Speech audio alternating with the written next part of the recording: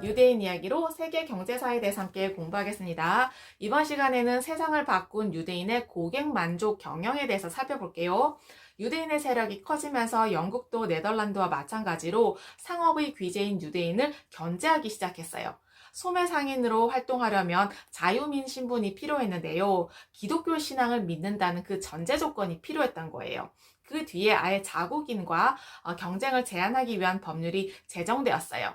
유대인은 소매법에 종사할 수가 없었어요. 오히려 전화위복의 계기가 되었는데요. 유대인들은 소매업 대신에 도매업과 유통업과 은행업과 재정 분야에 주력을 했어요. 특히 금융 분야에 집중했죠. 고대 이후 특정 분야에서의 유대인에 대한 배제는요, 오히려 그들을 더 부가가치 높은 분야에서 키우는 결과를 가져왔어요. 영국에서도 유대인들의 자본 축적이 본격적으로 시작되었어요. 자본 축적은 곧 금융산업의 부흥을 의미해요. 암스테르담에서 온 유대인 금융 전문가들은요, 1688년에 영국에서 전문적인 주식거래 사업을 시작했어요. 유대인이 주식거래인으로 활동하기 위해서는요, 값비싼 면허장을 구입해야 했어요. 그리고 왕립거래소에서 활동할 수 있는 유대인 출신의 거래인은 전체 124명 중에 12명만 가능했어요. 이때를 기점으로 유대인들이 런던 주식시장을 장악하기 시작했어요. 가는 나라마다 유대인들은 그들의 상업적인 재능을 견제받았어요. 도대체 이렇게 견제당하는 이유가 무엇일까요? 유대인의 역사를 쓴 존 폴슨이라는 사람은요, 그의 저서에서 유대인 상업의 특징을 5가지로 이야기하고 있어요. 첫 번째, 그들은 혁신을 생활화했어요. 무엇이든지 효율과 능률적인 방법을 찾았어요. 두 번째는요, 판매의 중요성을 늘 강조했어요. 그리고 세 번째는 가능한 넓은 시장을 추구했어요. 네 번째, 그들은 가능하면 상품의 가격을 낮추려고 애를 썼어요. 생산성을 향상시키고 유통구조를 합리화해서 경쟁력을 향상시켰던 거죠. 다섯 번째는요, 유대인들은 상업정보 수집을 활용했어요.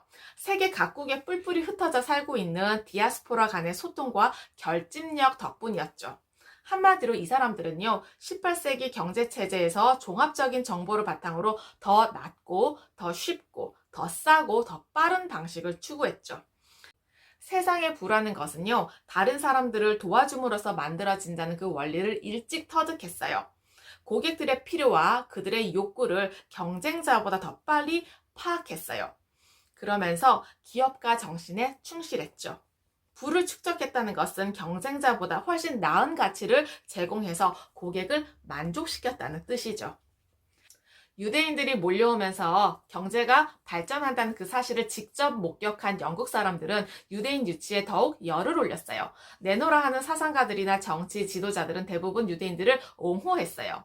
계몽주의는 지식과 자유와 행복이 합리적인 인간의 목표라고 보았는데요. 계몽주의가 널리 전파되면서 경제력은 있지만 정치력이 없었던 부르주아 계층이 크게 환영했어요. 유대인들에게도 비슷했어요. 17세기 영국의 지배자들은 유대인들에게 기독교도들의 부당한 고리대금업을 견제해달라고 부탁했어요. 그래서 영국 정부에 적극적으로 협조했죠.